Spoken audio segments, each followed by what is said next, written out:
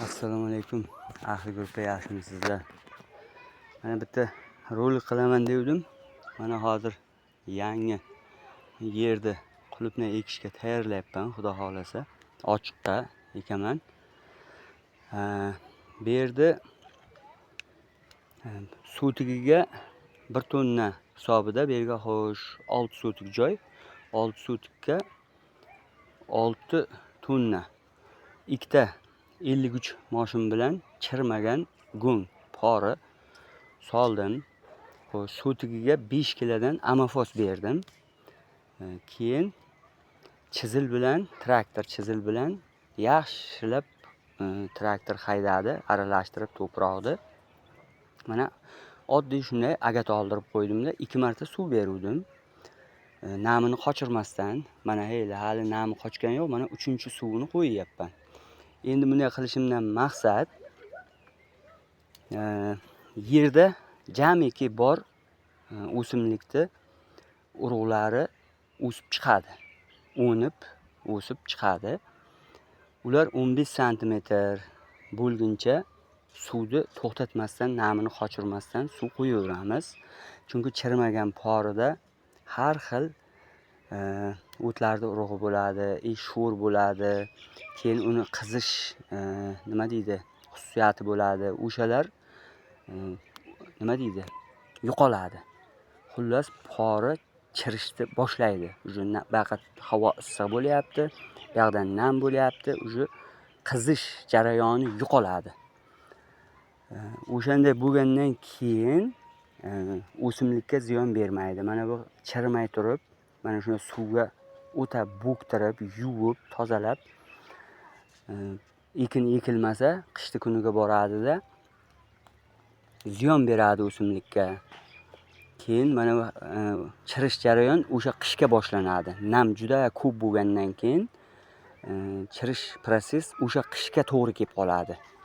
Keyin har xil mana sassiq hid chiqyapti deydi, bir xil keyin mana qulupnayim sarg'ayib qurib qolyapti deydi. O'shandan kelib chiqadi. O'shaning uchun o'sha prosesni hozir o'tkazib yuborish kerak. Keyin qishga ziyon bermaydi.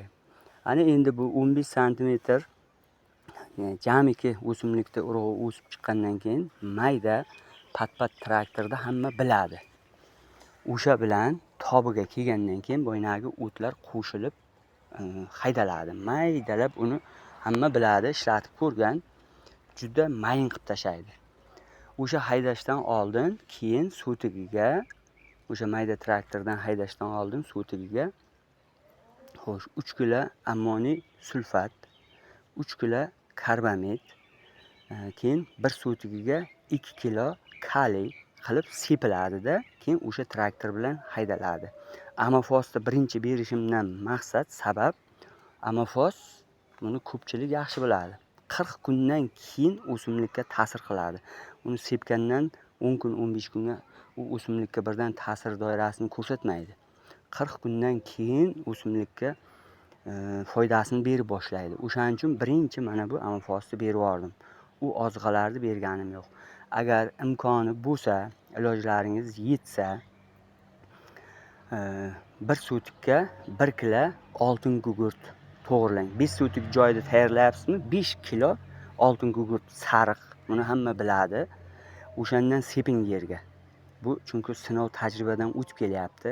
Har qanday mana bu yerga nematoda deydi-ku, zarar kunandalar, o'shalarni yerga rivojlanishiga yo'l qo'ymaydi o'sha oltin gugurt. O'shanday qilib sepib, keyin mayda traktor bilan maydalab haydaladi-da. Ana keyin yer qizdiriladi. Yer qizdirib bo'lingandan keyin ekish jarayoni vaqti, misol avgust kelgan payti, avgustga keyin agat olinadi-da, ana keyin ekin ekiladi. Ana shunda sizni yeringizga hech qanaqa muammo bo'lmaydi. Mana bir qisqacha rolik deydi, bir tavsiya. Kimga o'ziga kerakli joyini olib bemalol yerni tayyorlashni boshlayversalaringiz bo'ladi. Sog' bo'lingizlar, charchamangizlar.